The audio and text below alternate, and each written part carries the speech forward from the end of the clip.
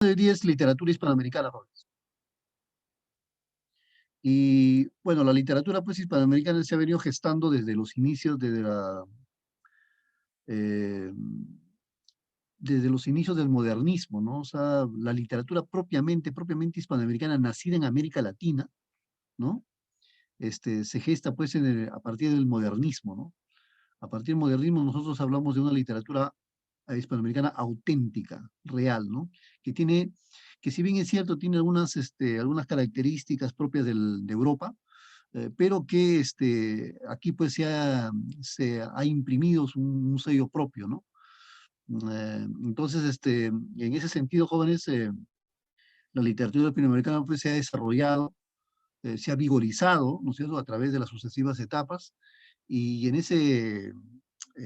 esa decantación, en ese continuo desarrollo, como digo, pues repito, se ha ido gestando eh, rasgos peculiares, ¿no?, de la literatura hispanoamericana. Mientras llegan los jóvenes,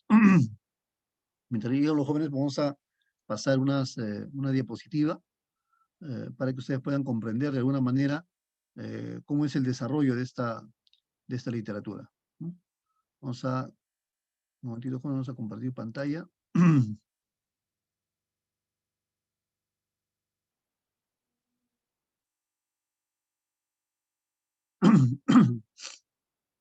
Aquí está la literatura hispanoamericana, ¿no? Vamos a ver. Nace básicamente con el modernismo, ¿no? El modernismo que más o menos hace su aparición con con la, con la participación pues, de muchos escritores que de alguna manera pues, recusaron el viejo modelo de poder escribir, ¿no? Había un refinamiento verbal, una renovación léxica, ¿no? O sea, había bastante rebeldía, ¿no? Rebeldía y culto sobre todo a la belleza. Trabajar el arte por el arte, ¿no? El ritmo, la musicalidad, el cosmopolitismo, que es básicamente es toda que el mundo es nuestro hogar, ¿cierto? El hispanoamericanismo, que significa pues resaltar los valores propios de Hispanoamérica, el exotismo, que vendría pues a ser a ver, esto sería el hispanoamericanismo. Entonces se propuso ser pues representante de Hispanoamérica como un espacio supranacional, con una identidad propia, ¿no? Si hablamos de esteticismo, ¿no? Vamos a decir pues que eh, exaltaron la importancia de la dimensión estética o artística, ¿no es cierto? Es decir, lo bello, el arte pues representaba lo bello, ¿no? Entonces, ese verismo, ¿no es cierto?, estético era rescatar el arte por el arte, ¿no? También hemos visto el exotismo que busca la belleza en mundos distantes, ¿no? O sea, lugares extraños, ¿no? Lugares que tienen paisajes así de sueño, ¿no? Paisajes estrambóticos, ¿no? Paisajes raros, ¿no? No comunes, ¿no? Entonces, en esos espacios pues, se fundían pues, las culturas orientales, ¿no? En especial la japonesa, y también exploraban pues, el mundo mitológico, ¿no? El griego y el nórdico, ¿no? Que de alguna manera pues, representaban este, el, el, la presentación, pues la exposición de su propio espacio cultural, ¿no? Eso puede ser el exotismo, ¿no? Entonces, a través de estas características, pues se manifiesta pues el modernismo, ¿no?, en toda su dimensión. Luego tenemos los representantes, ¿no?, de de esta corriente modernista, ¿no? Aquí tenemos a este señor que es Amado Nervo, ¿no?, con sus poemas, ¿no?, en el que destaca pues Ismaelillo, ¿no?, así como estas obras, ¿no?, versos sencillos, ¿no? Y sobre todo, pues, en su poema A Cuba, ¿no? Que caracterizó a este poeta José Martí, ¿no? El cubano, ¿no? Poeta cubano. Y pues este señor también era cuentos frágiles, cuentos Gutiérrez Nájera, ¿no? Mexicano él, ¿no? Este señor bastante joven, que era Asunción Silva, ¿no? Que trabajó esos poemas, ¿no? Fue un poeta joven, murió joven también, ¿no es cierto? Le quejaban muchas deudas y por todo eso, pues, parece que se suicida, ¿no? José Asunción Silva, a muy temprana edad, ¿no? Este señor es Leopoldo Lugones, ¿no? Poeta argentino, que escribe estos poemas, ¿no? Eh, y que también va a tener bastante repercusión en el arte moderno, ¿no? Ese señor, eh, Amado Nervo, ¿no? Este poeta Amado Nervo, mexicano, ¿no es cierto? Y el poeta de todos los tiempos, pues, ¿no? Que es Rubén Darío, ¿no? Que va a iniciar su obra, ¿no es cierto?, con su primera obra importante, que es Azul, ¿no? Que aparece en 1888, con estos poemas preliminares, ¿no? Abrojos, que es su primera obra de 1887, y Rimas en el 87 también. Tenemos otros representantes, por ejemplo, como está Julio Herrera y Reisig, ¿no? José Santos Chocano, peruano, ¿no? Y José Enrique Rodó, ¿no? Uruguayo. Entonces, este también uruguayo, ¿no? Julio Herrera y Reisig, Canto a la Martín, Las Pascuas del Tiempo, Los Maitines de la Noche. Él tuvo bastante influencia, por ejemplo, en César Vallejo, ¿no? César Vallejo se dejó influenciar bastante por este poeta americano, ¿no? José Antonio Chocano, poeta peruano, ¿no es cierto?, estas son sus obras, ¿no? Y las Santas, En la Aldea, Sahares, Selva Virgen, La Epopeya del Morro, importante es Alma América, ¿no es cierto?, La Epopeya del Morro, etcétera, etcétera, ¿no? Fue un poeta de gran envergadura que fue, pues, el cantor de América, ¿no? José Enrique Rodó, que no era poeta, sino era básicamente ensayista, ¿no? Su obra más importante son Los Motivos de Proteo, ¿no? En Montevideo, ¿no? En 1909, le daría pues cierta resonancia, ¿no? Y tenemos siguiente, este, esta obra importante de Rubén Darío, ¿no? Que inició el modernismo, ¿no? Máximo representante del modernismo, poeta surgido con la influencia de la poesía del siglo XX, ¿no? Él fue a Francia y en Francia pues él cultivó el simbolismo, ¿no? Se dejó de influenciar por el simbolismo y por el parnasianismo. La musicalidad que nosotros estamos viendo en el modernismo lo cogió pues del, del simbolismo, ¿no? La musicalidad, ¿no? El cromatismo, ¿no? Eso. En cambio del parnasianismo pueden rescata qué cosa, el arte por el arte, ¿no? El trabajar el arte por el arte. Y luego tenemos su obra máxima, que es Azul, ¿no? Inició el modernismo. Mm, los poemas y cuentos que componen el libro fueron en su mayor parte escritos por Rubén Darío durante su estancia en Chile, ¿no? País en el que permaneció hasta el 89, ¿no? Eh, el color azul, el color azul tiene su semblanza, ¿no es cierto? Le cantaban pues el género del movimiento, ¿no? El azul básicamente es un color bastante fuerte, ¿no es cierto? Pero también bastante artístico. El cielo es azul, ¿no? El mar es azul, el planeta es azul, jóvenes.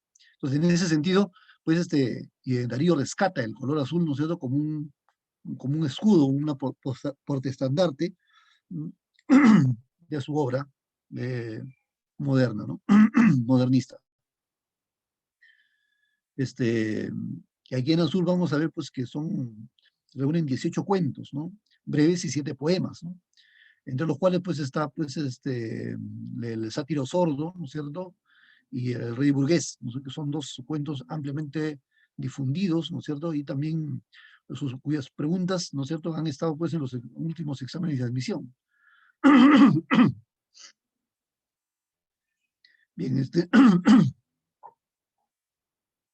Después en la nueva narrativa, en la narrativa propiamente dicha en Hispanoamérica, ¿no es cierto?, surge una propuesta interesante que comienza con esta etapa emergente, ¿no es cierto?, que se llama el regionalismo, ¿no?, que habla acerca de la dicotomía civilización-barbarie, ¿no?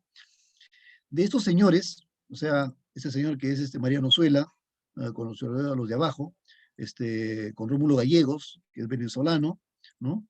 Eustacio Rivera, argentino, Jorge Casa, chileno, no, ecuatoriano, perdón, ecuatoriano, Ciro Alegría, que es peruano, ¿no? Alcides Arguedas, boliviano, y Ricardo Guiraldes, que es argentino. De estos siete exponentes jóvenes, solamente 3 exponen el verdadero regionalismo en sí. O sea, la dicotomía civilización-barbarie va a ser gestada solamente por 3 escritores. ¿Quiénes son? Rómulo Gallegos, en primer lugar. eh, Rómulo Gallegos, después, no,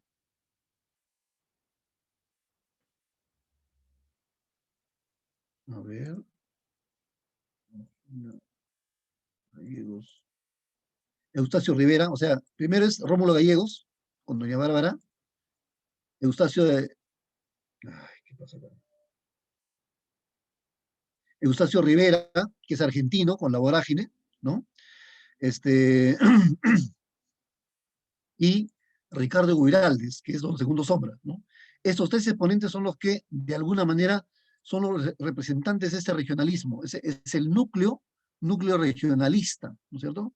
Es Rómulo Gallegos, Eustacio Rivera y Ricardo Guiraldes. Los demás tratan la civilización barbarie, ¿no es cierto?, de una forma diferente. Por ejemplo, Mariano Zuela, con su novela Los de Abajo, trabaja pues el tema de la tierra, ¿no? De la explotación de la tierra, ¿no? Él trabaja eso, ¿no? ¿Qué cosa significa, jóvenes, la dicotomía civilización-barbarie? ¿Cómo la civilización se enfrenta a la barbarie? O sea, cómo la civilización trata de imponerse a la barbarie, trata de imponerse a la naturaleza, transforma la naturaleza, ¿no es cierto? De eso trata el regionalismo en sí. En cambio, Mariano Zuela, pues, en su novela Los de Abajo, trabaja pues una idea de la tierra, sí, pero solamente de la tierra, o sea, trabaja la explotación de la tierra. Su lema es la tierra para quien la trabaja, ¿no es cierto? De eso trata la novela Los de Abajo. En la vorágine, perdón, Jorge Casa trabaja eh, la relación civilización-barbarie con la condición del indio. O sea, para Jorge Casa, ¿no es cierto?, el indio es un objeto, ¿no? Es un objeto que se puede usar así. Tú tienes tu televisor, tú tienes tu computadora, tu mesa, tu libro, y tienes tu indio, ¿no? O sea, así, ¿no? En ese orden, ¿no? En ese orden, ¿no? O sea, primero, lo más importante, tu casa, tus muebles, ¿no es cierto?, tus sillas, ¿no es cierto?, tus animales, y luego abajo, ¿no es cierto?, estaba el indio, como de tu propiedad también. O sea, así ese panorama del indio trabajaba Jorge Casa en su novela Huasipungo. Ciro Alegría trabaja la explotación del hombre. O sea, su relación de civilización-barbarie tiene que ver con la explotación del hombre por el hombre, ¿no es cierto? Mientras a Mariano Zuela trabaja la explotación de la tierra, ¿no? Ciro Alegría trabaja la explotación del hombre por el hombre, ¿no? Porque en el mundo Sancho y Ajeno, pues, es el terrateniente que quiere que los cholos trabajen para él. Y como no puede, entonces los, los, este, los acosa, ¿no es cierto?, quitándoles la tierra, ¿no es cierto? Alcides Arguedas también trabaja en un panorama igual, ¿no es cierto? En Raza de Bronce es la historia de una familia que es de unos campesinos que se rebelan contra el mayordomo, contra el principal del pueblo, ¿no? Que los ajustician y todo eso, ¿no?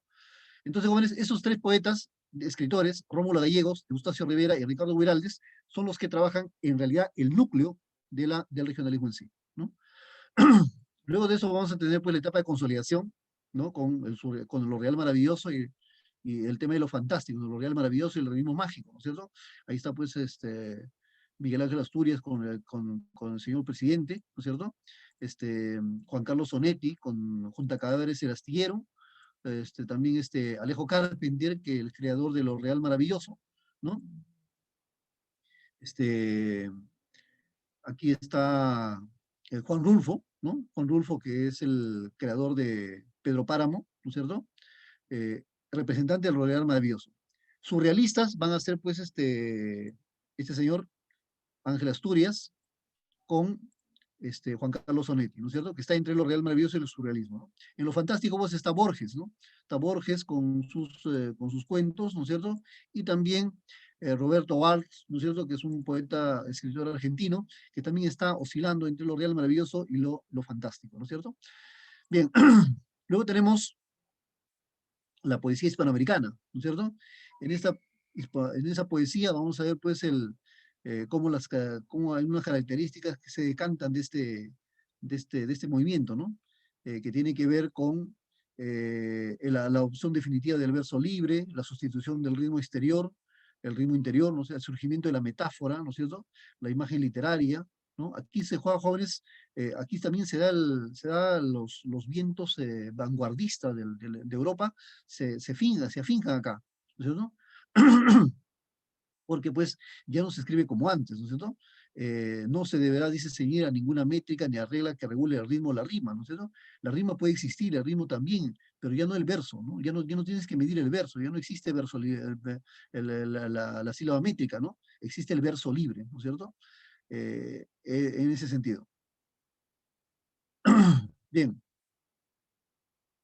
también vamos a ver acá estas etapas, ¿no es cierto?, de la poesía contemporánea, ¿no es cierto?, la vanguardia, ¿no?, creadores e innovadores, ¿no?, como Vicente Huidobro, por ejemplo, que es el padre del creacionismo, ¿no?, o Nicanor Parra con el antipoema, ¿no?, el legado surrealista de Octavio Paz, ¿no?, y también con Pablo Neruda, ¿no?, que hace posible, pues, también la inclinación, el desarrollo, ¿no es cierto?, del primero modernismo para luego afincarse en un surrealismo en su poema, ¿no?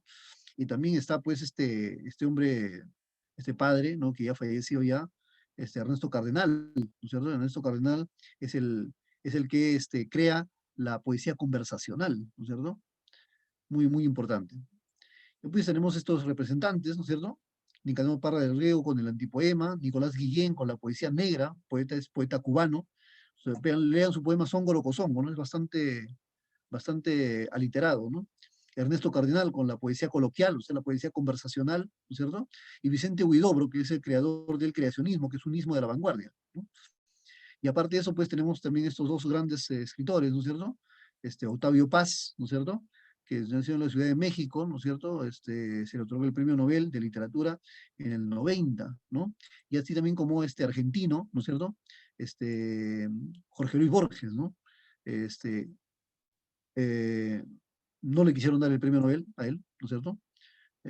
Porque lo trataban pues de ser un poeta extraño, ¿no? Raro, porque era según ellos, un escapista de la literatura. Y luego pues tenemos a Pablo Neruda, ¿no es cierto? Pablo Neruda que presenta 4 etapas, ¿no es cierto? El periodo de la iniciación, ¿no es cierto?, con 20 poemas de amor, el periodo de la poesía de residenciaria, donde pues se ve el influjo vanguardista con el surrealismo, ¿no? El periodo de la plenitud épica, ¿no es cierto?, con su novela Tercera Residenciaria, Canto General y España en el Corazón.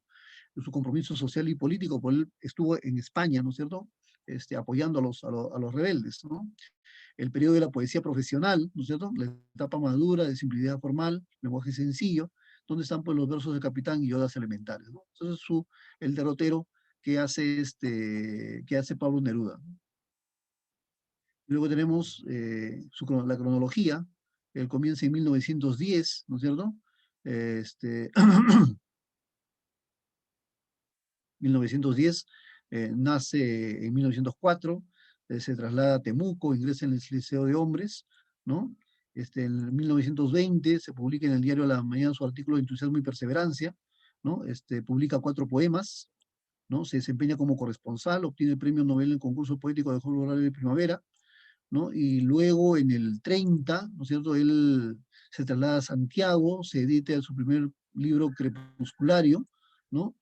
Aparece 20 poemas de amor en 1924, dirige la revista Caballos de Bastos, ¿no es cierto? Es trasladado a Colombo, Ceilán, ¿no? Es trasladado nuevamente a Batavia, Java, contrae matrimonio con María Antonieta, por lo general de origen holandés, ¿no? En el 60 más o menos ahí, en el 31 es nombrado cónsul en Singapur, se edita el Hondero Entusiasta, tercera residenciaria, se traslada al Consulado de Madrid en el 35, ¿no? Y en el 37 funda en París con César Vallejo el Grupo Hispanoamericano de Ayuda a España. En octubre regresa a Chile, donde figurará y dirigirá la Alianza de Intelectuales de Chile para la Defensa de la Cultura, ¿no? Fue un hombre bastante importante en su país, ¿no? En el 50 muere su hija Malva Marina, es elegido senador en el 45, y en el 48, pues la justicia chilena ordena su desafuero como senador y su detención por sus ataques al presidente González Videla, ¿no? En el 60, más o menos en el 60, viaja por diferentes países, publica en forma anónima los versos del Capitán. El poeta cumple 50 años en el 54, y en el 74, pues, él publica Las Piedras de Chile y Cantos Ceremoniales, legaliza su matrimonio con Matilde Urrutia, publica La Espada Encendida y Las Piedras del Cielo. Neruda es designado embajador de París, ¿no es cierto? Aparece el fin de Mundo y Aún, el Comité Central del Partido Comunista le designa candidato a la presidencia de la República, candidatura que retira en apoyo de Salvador Allende. Él era bastante partidario de Salvador Allende, y justamente cuando el dictador Augusto Pinochet da un golpe de Estado, asaltan la casa de Pablo Neruda, y Pablo Neruda no ve eso. ¿Por qué? Porque está en el hospital, ¿no es cierto? Está a punto de fallecer, ¿no es cierto? Y fallece pues casi al mismo tiempo en el que las huestes de la dictadura hallaron su casa, ¿no? Entonces, jóvenes, ese es el panorama de la literatura hispanoamericana, y ahora vamos a ir, a jóvenes, a las preguntas, ¿no es cierto? A las preguntas, jóvenes. Bien, vamos a ver, a ver.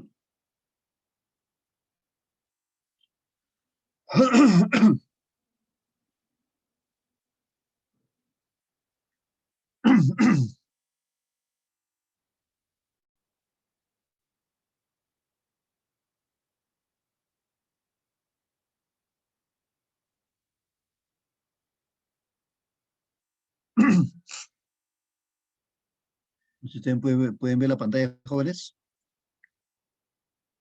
Jóvenes, ¿se ve la pantalla? Sí, profe. Ok. Vamos a ver, primera pregunta. A ver. No sé si pueden leer la pregunta, jóvenes. Dice: y era uno de esos días amargos que solo conocen los artistas pobres, días en el que falta el pan mientras se derrollan las ilusiones y las esperanzas.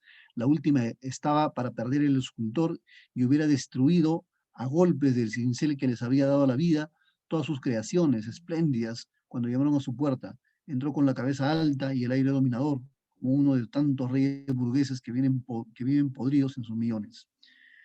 Respecto al fragmento anterior perteneciente al cuento Arte y Hielo de Rubén Darío, se infiere que el artista padece una condición económica, por lo cual es un ser en la sociedad capitalista.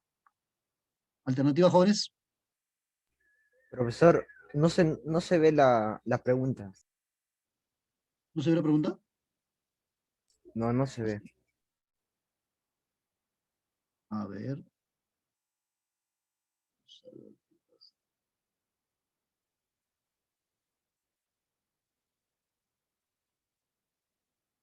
Ahora.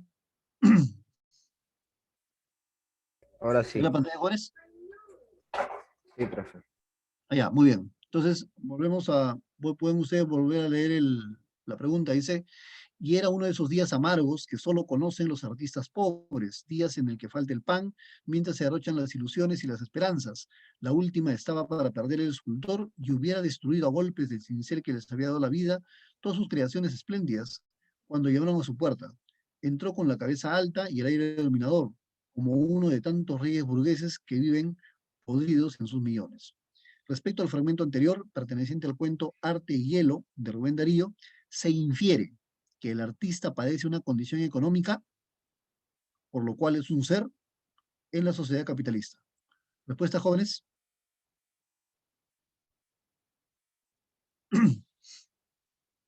Austera, admirable, acomodada, postergado, adversa, marginado, privilegiada, excluido.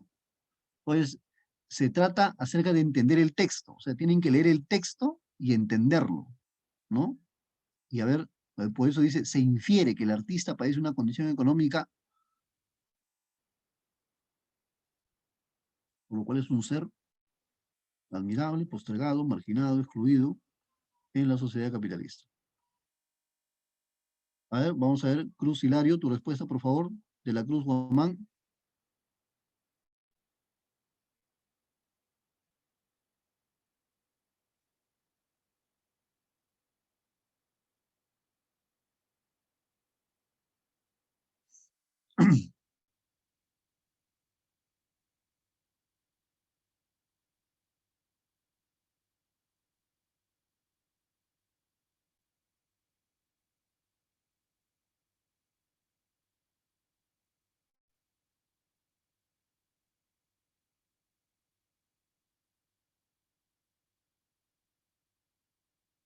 Jóvenes, respuestas. Cruz, de la Cruz, su respuesta, jóvenes.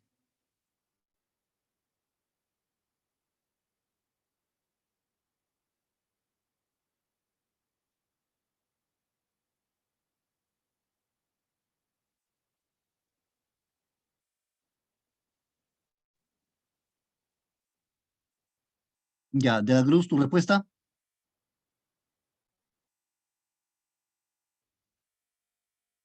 La D. Bien, vamos a ver qué cosa dice el solucionario.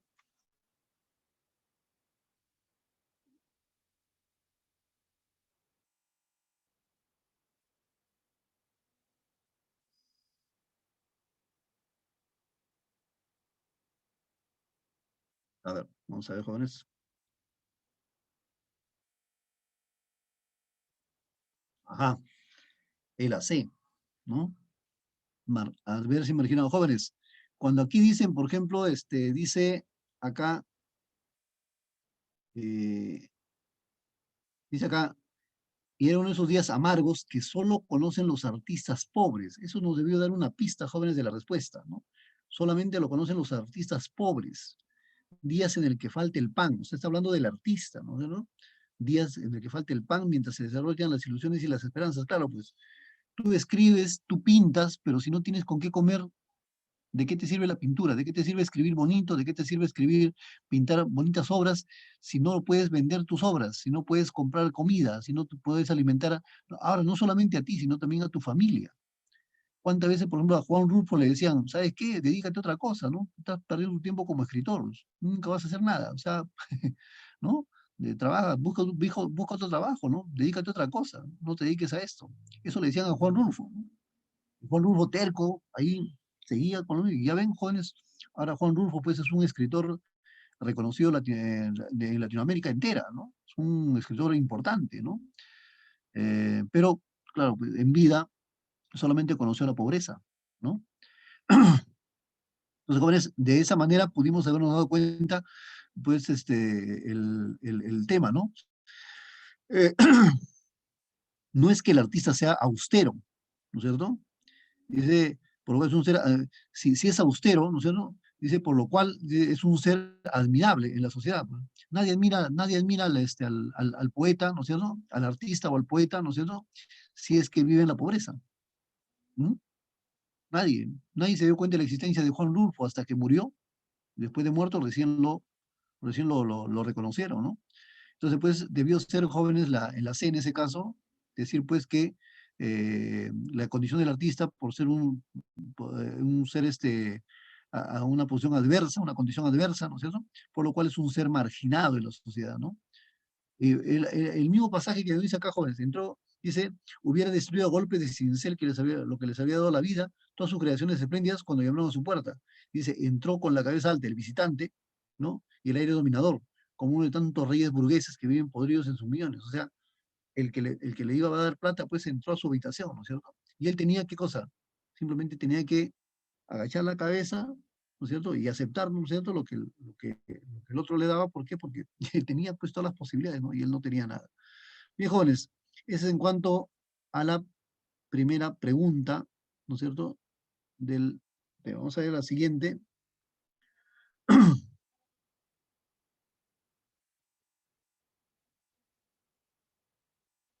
A ver, dos jóvenes. Dice, en el modernismo hispanoamericano, el cisne se convierte en el símbolo de este movimiento, porque representa el ideal de la belleza. Esto corresponde a la característica denominada hispanoamericanismo, sincretismo, cosmopolitismo, esteticismo. ¿Qué cosa significa, jóvenes? El hispanoamericanismo ya lo hemos visto. Ya. Uno de los dispositivos hemos visto qué cosa es el hispanoamericanismo. El sincretismo, ¿qué cosa es? El sincretismo, jóvenes, es una corriente que trata de fundir en uno solo, trata de fundir en uno solo, dos corrientes, ¿no? Dos corrientes que se mimetizan en uno solo. Un ejemplo, por ejemplo, del sincretismo es el Cristo morado, ¿no? Si ustedes conocen la historia de los jóvenes del Cristo morado, el Cristo morado viene pues de cuando un africano, Benito Angola, ¿no? Pinta el retrato de Cristo, ¿no es cierto? Pero ¿cómo lo pinta? Lo pinta con colores morados. ¿Y por qué lo pinta con colores morados? ¿No? Eh, el color morado sí representaba a un dios africano, a un dios africano, angolés, ¿no es cierto?, de Angola. Entonces, pues, lo que Benito Angola quería retratar era su Dios. Pero como él sabía que a los herejes, ¿no es cierto?, y a los que creían en otros dioses los castigaban, y peor todavía si eran esclavos, entonces, pues, él dijo, lo voy a mezclar estas dos corrientes. Voy a escribir el rostro de su Dios con el color de mi Dios, para que nadie se dé cuenta que cuando yo estoy alabando, ¿no?, estoy alabando en verdad a mi Dios, al Dios morado, ¿no? En cambio, no voy a alabar, pues no estoy alabando al Dios de ellos, de los blancos, o sea, a ese Cristo que está crucificado, a él no lo voy a bendecir, no lo voy a reverenciar a mi Dios morado. Entonces, pero para disfrazar eso, pues, lo pinta con el rostro de Cristo en la cruz, ¿no es cierto? Entonces, eso significa sincretismo, unir dos posiciones, ¿no? Entonces, jóvenes, según la pregunta, nos dice, el cisne se convierte en el símbolo del movimiento modernista. ¿Por qué? ¿No? ¿Por qué?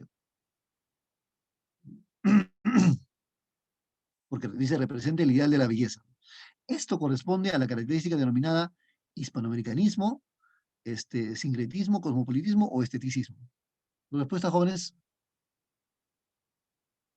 a ver, Cruz y de la Cruz, por ejemplo, sus respuestas, jóvenes.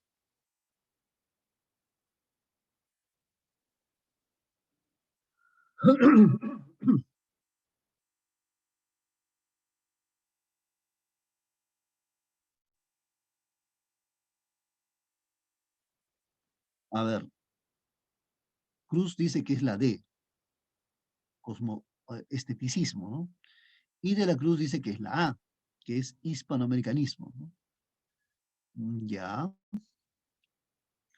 Mm, Cruz dice que es la D, ¿no? Y de la Cruz dice que es la A. Ya. Pero de la Cruz, tú sabes qué es lo que significa hispanoamericanismo, ¿verdad? ¿Sí? ¿O no? Si bien es cierto, hemos pasado la diapositiva, claro, te das una idea entonces de lo que es el hispanoamericanismo, ¿no? Que tiene que ver con Hispanoamérica, que tiene que ver con Hispanoamérica, con los elementos hispanoamericanos, ¿no? En fin, entonces, pues si has leído la propuesta, la pregunta, te darás cuenta de repente que en ese sentido el cisne es un ave propio de América Latina, ¿o no? ¿Cierto? Vamos a ver qué dice el solucionario.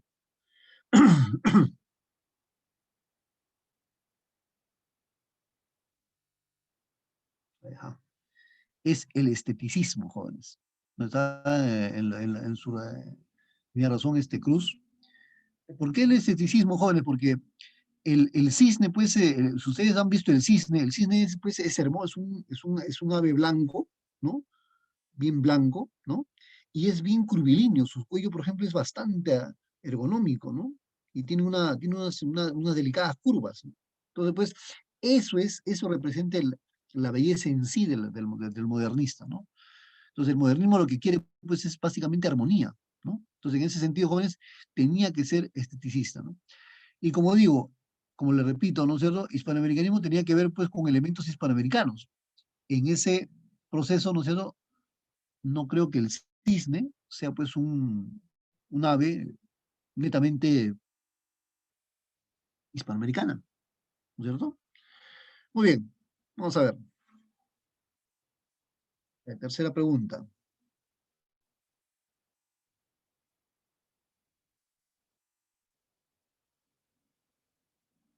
Ya. Dice, la característica del modernismo que presta atención a las nuevas corrientes de la cultura europea y norteamericana se denomina, ojo, dice, la característica del modernismo que presta atención a las nuevas corrientes de la cultura europea y norteamericana, ¿cuál es? ¿El sincretismo, el esteticismo, el cosmopolitismo o el exotismo? ¿Cuál de estas tres características eh, es la que significa, pues, eh, la que significa, pues, que presta atención a las nuevas corrientes de la cultura europea? Ya, según Cruz, es la C. ¿A ver qué dice la Cruz? Cosmopolitismo.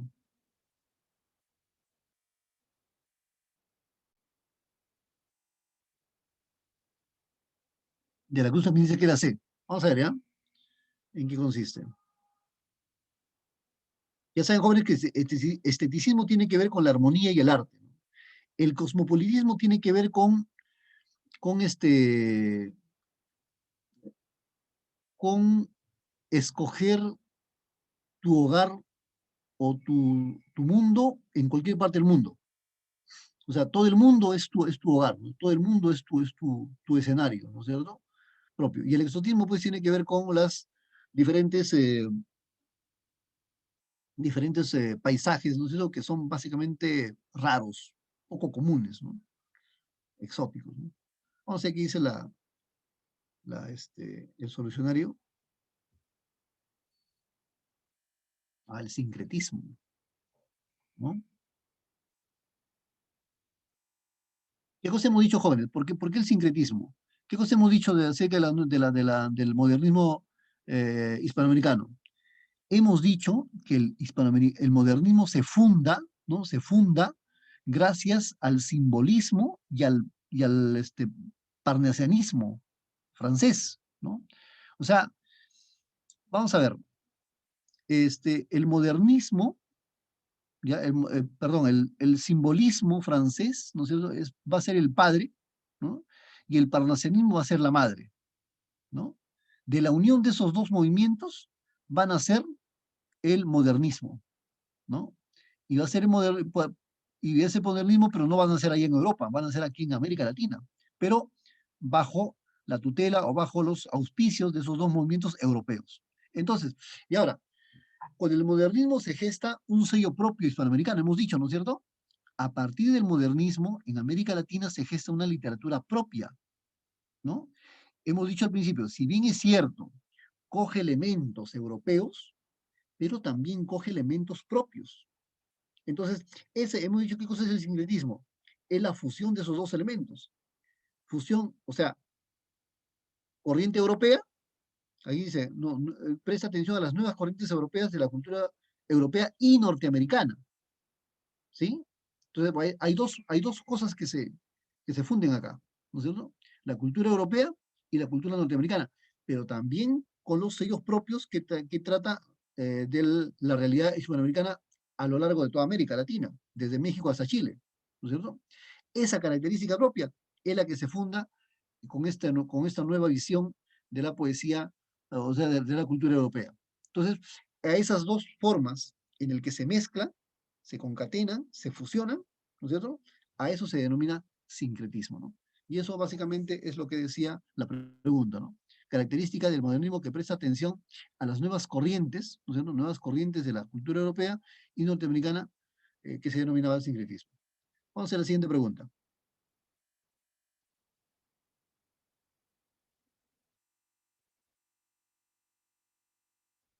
A ver, novela, dice, novela que no se inscribe. Ojo, jóvenes, lean bien esto porque lo hemos tratado en la diapositiva. Novela que no se inscribe propiamente en el regionalismo. La Vorágine, Los de Abajo, Don Segundo Sombra, Doña Bárbara. O sea, ¿cuál de esas novelas, jóvenes, no trata, no trata acerca del regionalismo en sí? Según Cruz, es la B, Los de Abajo. A ver, ¿qué dice la Cruz?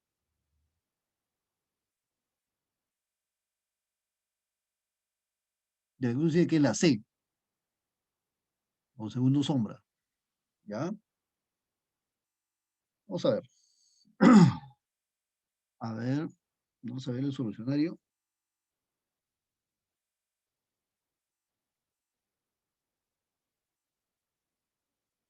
Ajá, era la B, Los de Abajo. Jóvenes, como hemos dicho, básicamente en la vorágine, en Don Segundo Sombra y Doña Bárbara, lo que trata es la lucha de la civilización, o sea, la lucha de la civilización con la barbarie. O sea, la forma como la civilización quiere dominar a la barbarie, ¿no? Ustedes saben, Doña Bárbara, es la historia de Santo Luzardo, que es un hombre culto, abogado él, que trata de transformar la naturaleza, que está representada en la persona de Doña Bárbara. Doña Bárbara, pues, es naturaleza indómita, es cruel, es mala, es devastadora, ¿no? Le decían la devoradora de hombres. Así le decían a Doña Bárbara, la devoradora de hombres, ¿no? ¿Por qué? Porque ella, pues, era indómita, no se dejaba doblegar por nadie. Representaba la naturaleza, pues. En cambio, en la vorágine vemos la lucha de también, igual, un periodista que se mete en la selva de Colombia, ¿no? Para desbaratar una banda de contrabandistas. Entonces, ese periodista se deja absorber por la selva, se deja engullir por la selva, ¿no? O sea, aquí es al revés. En Doña Bárbara Jóvenes, este, funciona, ¿ya? Funciona, la civilización se impone a la naturaleza, ¿no? ¿Por qué? Porque Marisela, la hija de Doña Bárbara, aprende a leer, a escribir, a expresarse, a comportarse. Ella también es naturaleza, o sea, como es hija de la naturaleza, Doña Bárbara, ¿no es cierto? Representa también pues, una naturaleza, pero transformada, ¿no? ¿Y cómo transforma la naturaleza, jóvenes? Construyendo, pues, ¿no? Todas esas casas que ustedes ven en la selva, en la sierra, todos los pueblos que ustedes ven en la sierra, ¿cómo se han hecho?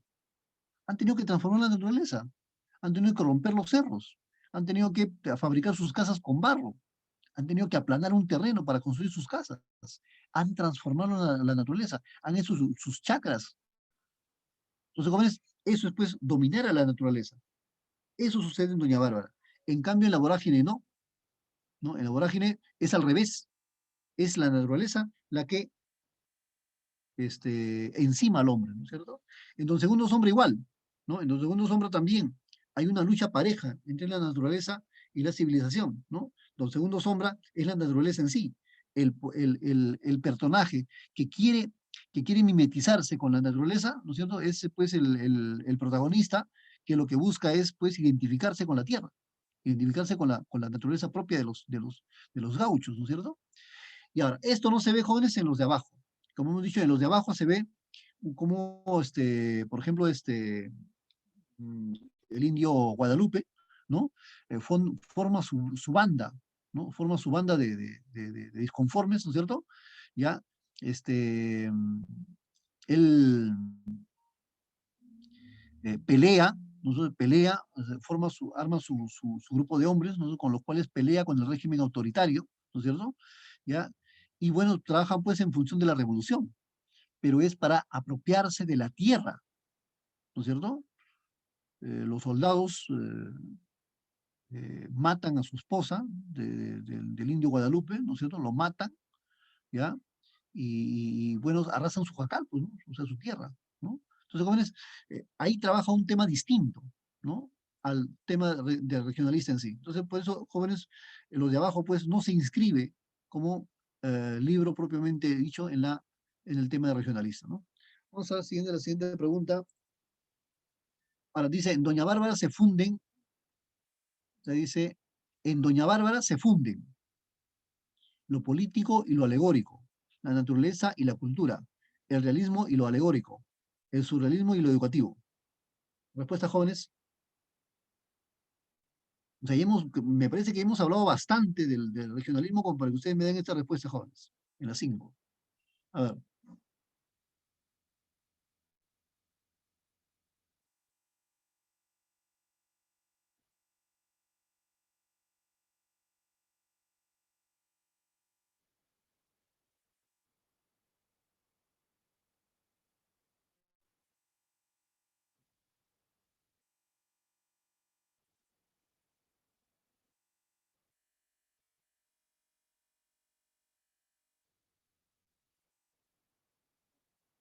ya, esa es tu respuesta de Cruz, Hilario. Ahora la respuesta de la Cruz, la A, lo político y lo alegórico.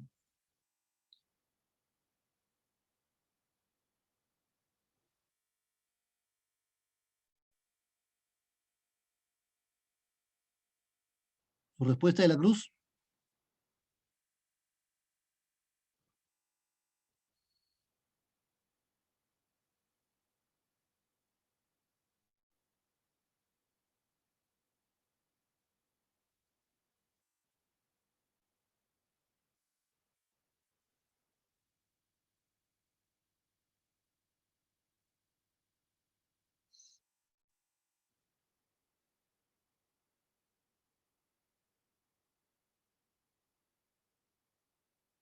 me falta la respuesta de la Cruz,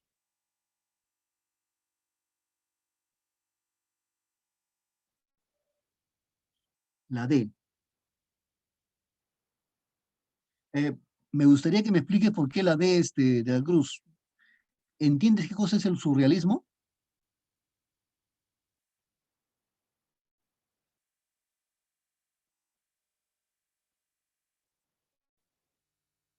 ¿Y por qué tendría que ser lo político, Cruz?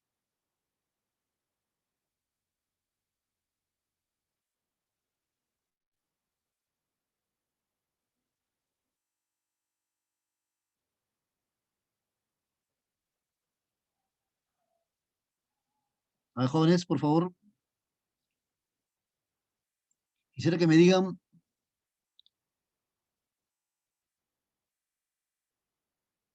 por la civilización, pero tú has puesto ahí lo político y lo alegórico. En esa confrontación entre civilización y barbarie, ¿dónde se posiciona la política, Cruz? ¿Mm?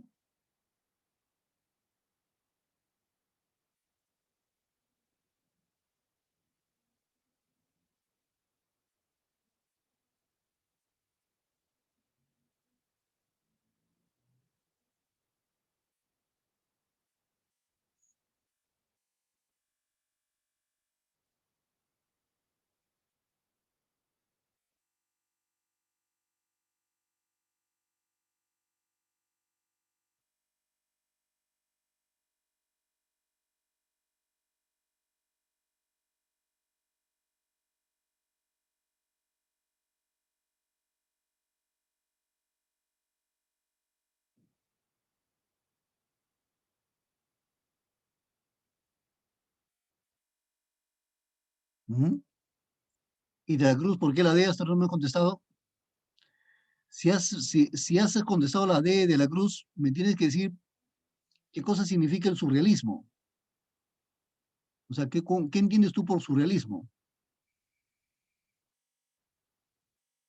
Ya, pero estamos diciendo, de la Cruz, que aquí en Doña Bárbara se funden dos cosas, civilización y barbarie. O sea, hay una confrontación. Ahora, según tú, lo educativo, ¿qué cosa representaría? ¿La civilización o la barbarie?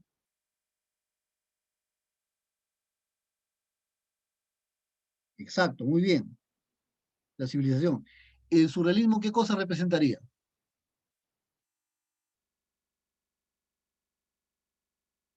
¿Mm?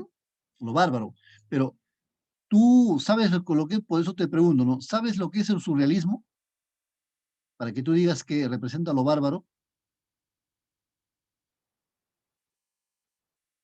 ¿Mm? A ver, jóvenes, el surrealismo es una corriente europea, ¿ya? El surrealismo es se le considera como la escritura automática, ¿ya? Y tiene que ver con tiene que ver con la dinámica de los sueños. Cuando tú sueñas, por ejemplo, todas las cosas son manejables en el sueño. Cuando tú sueñas, inclusive en tu sueño puedes volar, puedes hacer en tu sueño lo que sea, por más inaudito, por más imposible que sea. Tú lo puedes hacer porque es tu sueño, porque eso sucede en tus sueños. Entonces, pues, en esa forma, no podemos entender que el surrealismo tenga que representar lo bárbaro. ¿Por qué? Porque el surrealismo es una forma, ¿no? Es una forma de representación, ¿no? Como te digo, en los sueños todo ocurre. No hay nada imposible en los sueños. Es una realidad en la que todo puede ocurrir. Nada es imposible, nada es imposible. Todo pues, se puede concretizar en el mundo de los sueños. Entonces, eso se llama surrealismo. Entonces, jóvenes, no tiene nada que ver de la Cruz el surrealismo con lo bárbaro. Vamos a ver qué dice el solucionario. A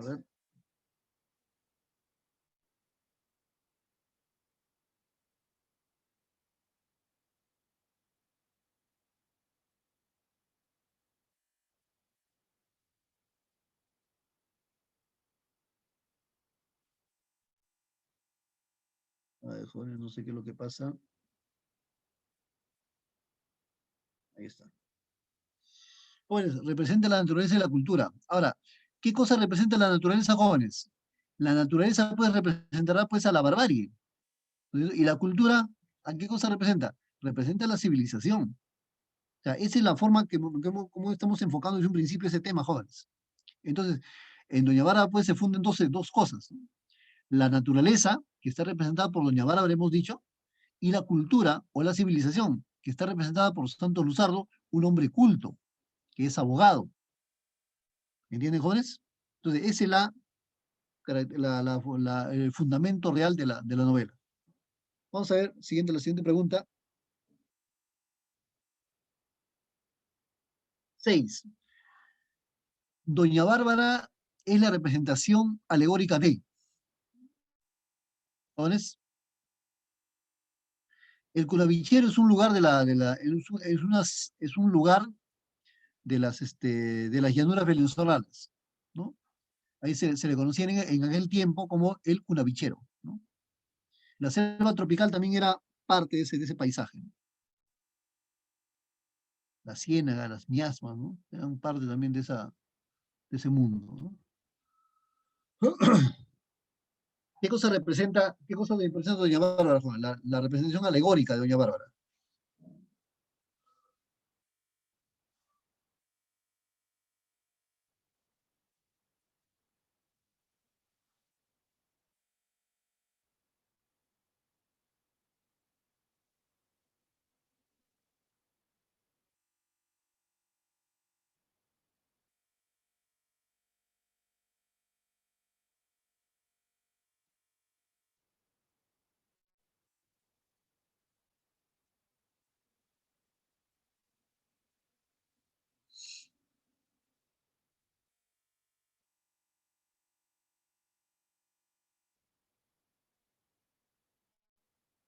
La Cruz de Hilario dice que es la C. ¿Qué dice de la Cruz?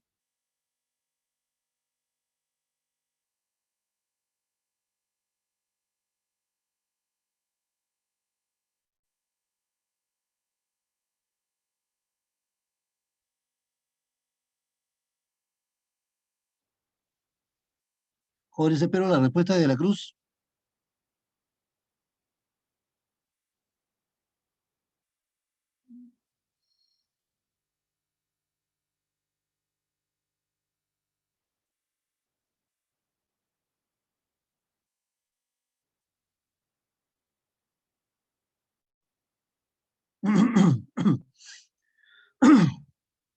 Vamos a ver cuál era la respuesta.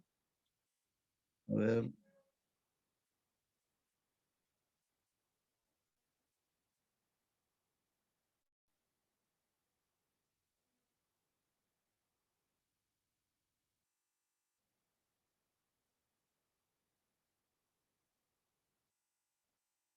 Ajá, era la C. Como he dicho, jóvenes, el Cunavichero pues representa un lugar en el que se desarrollan los hechos en la novela, ¿no?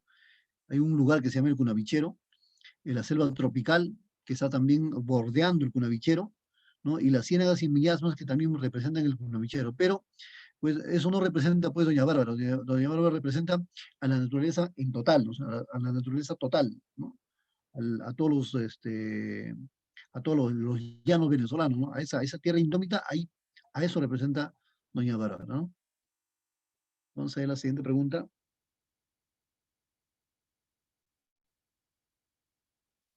Y entramos a la poesía hispanoamericana, jóvenes. Pablo Neruda muestra influencia surrealista en su libro. Jóvenes, eso lo pueden ustedes de repente ubicar en Google. Ustedes pueden googlear ahorita, ¿no? A ver, ¿dónde es que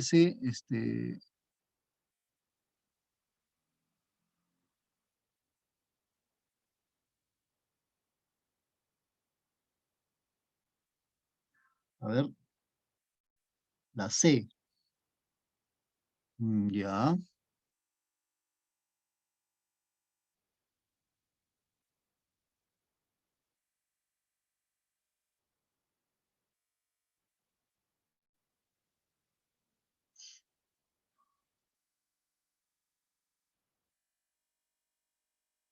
Vamos a ver si es cierto, Cruz.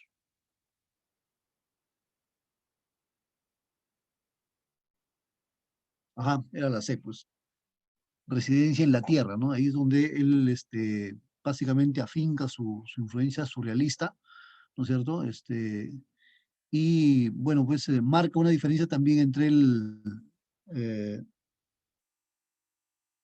el enfoque neorromántico que le da pues en su primera novela, ¿no? Ahí marca la diferencia con su segunda etapa, ¿no? De Pablo Neruda. Entonces, bueno, esa pues residencia en la tierra, ¿no? Vamos a ver la siguiente pregunta.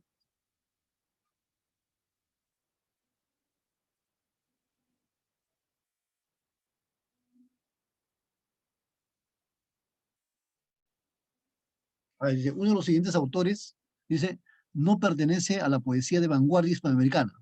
No pertenece. Yo también básicamente lo hemos presentado ya, jóvenes. Cruz Hilario dice que es la D. A ver, vamos a ver ya.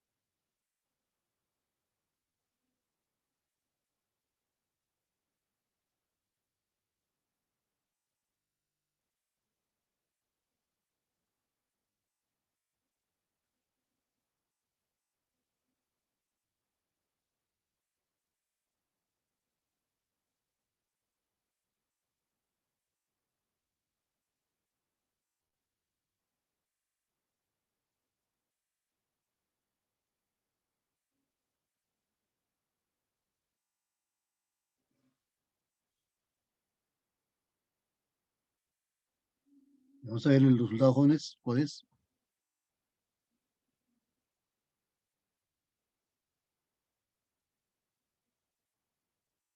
Ajá, era Asunción Silva, ¿no?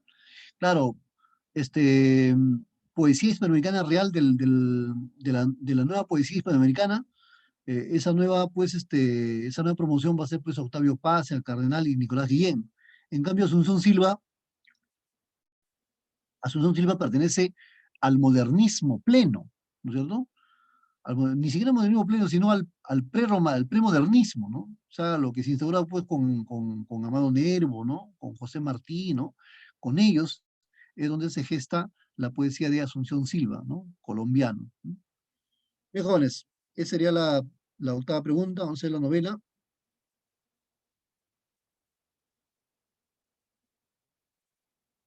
Indique la obra que no le corresponde a Pablo Neruda, notable poeta contemporáneo. A jóvenes,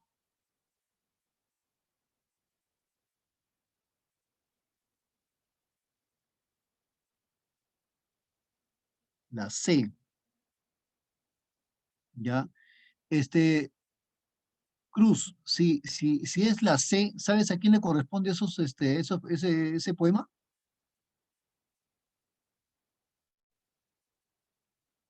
Ajá, Nicanor Parra del Riego, ¿no es cierto?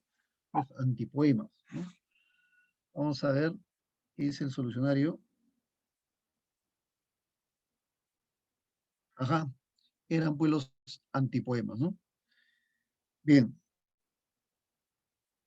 vamos a ver la siguiente. Acá dice, es una afirmación compatible con respecto a la obra 20 poemas de amor y una canción desesperada. Primero, tiene como tema principal el amor asociado a la lejanía y el fracaso de la comunicación, todo ello vinculado al mundo de la naturaleza.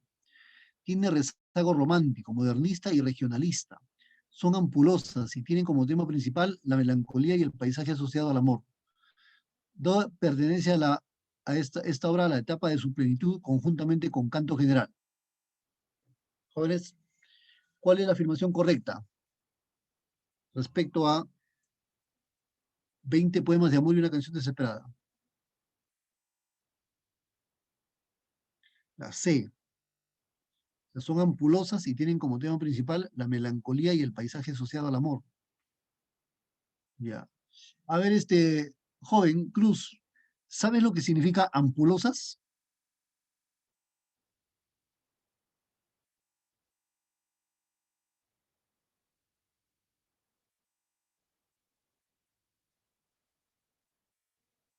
A Cruz, respuesta, ¿sabe lo que significa ampulosas?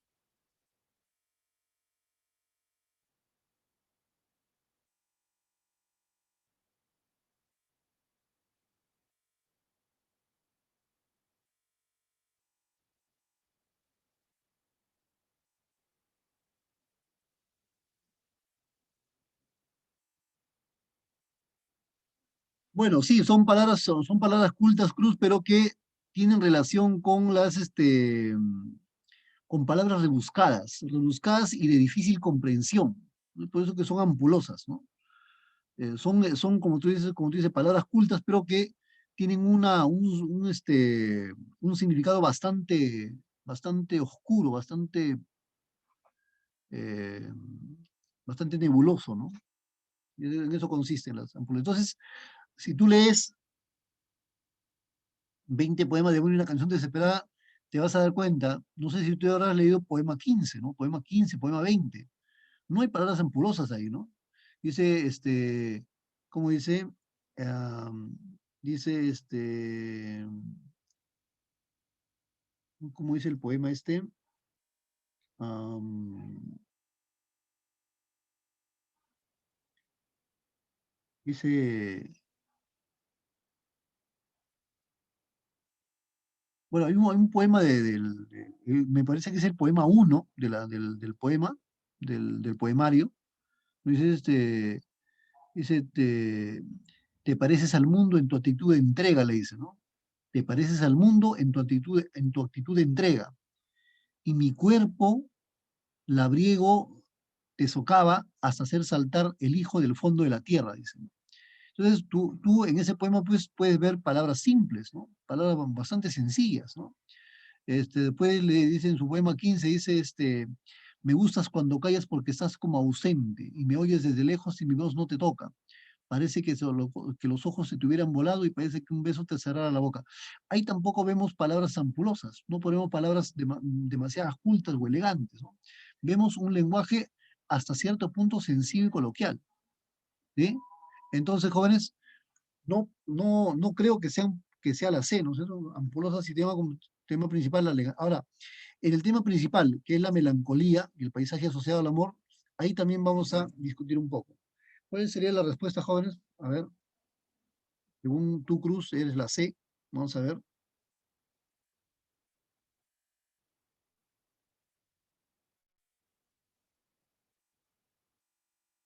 Ahí está. Era la A, ¿no es cierto? Ahora, dice, tiene como tema principal el amor asociado a la lejanía. Sí, pues, canta la lejanía en todos los poemas, ¿no es cierto? Dice el poema 20 dice, eh, ¿cómo dice? Eres como la noche callada y constelada. Dice puedo escribir los versos más tristes esta noche. Escribir que la he perdido, dice, ¿no? Sentir que no la tengo, ¿no? Oír al viento, el viento busca tu oído, creo que dice, ¿no es cierto? Entonces, bueno, todo eso nos ayuda a entender, ¿no es cierto?, que hay bastante lejanía ahí, ¿no? En el poema 15 dice, me gustas cuando hay calles porque estás como ausente, ¿no? Y me oyes desde lejos y mi voz no te toca, dice, ¿no? Eres como la noche callada y constelada, tu silencio de estrella tan lejano y sencillo, dice, tan lejano y sencillo. Entonces, hay siempre el amor, pero asociado a la lejanía, ¿no es cierto? Y hay un tema de incomunicación también, ¿no? ¿No? Y todo ello, pues, se vincula también a la naturaleza, ¿no es cierto? ¿Por qué? Porque en el poema uno habla acerca de eso, dice, mi cuerpo del abrigo salvaje te socava hasta hacer saltar el hijo del fondo de la tierra. Entonces, ahí muestras, ¿no es cierto?, cómo se juega con la naturaleza. Entonces, jóvenes, en este poemario, ¿no? De 20 poemas de amor y una canción desesperada, ¿no? Se nota ese deseo de el deseo de la nostalgia, ¿no es cierto? Pero relacionado al recuerdo, ¿no es cierto?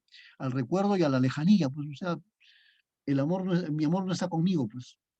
O sea, mi enamorada, mi novia está lejos, o mi ex, en todo caso, está lejos, ¿no? Yo estoy solo, ¿no? Es más o menos ahí donde, no sé, dónde se refiere, pues, todo el poemario se refiere a esa condición, ¿no es cierto? Bien, jóvenes, hasta aquí, ¿alguna pregunta?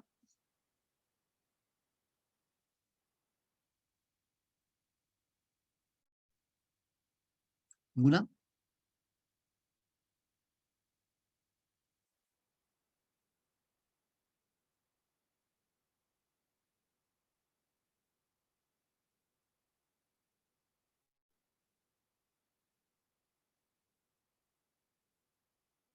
Todo claro. Bien, jóvenes, en todo caso, le voy a dejar el link, ¿no es cierto? Le voy a dejar en el chat el link de la presentación para que tú lo puedas, vamos a salir de la presentación.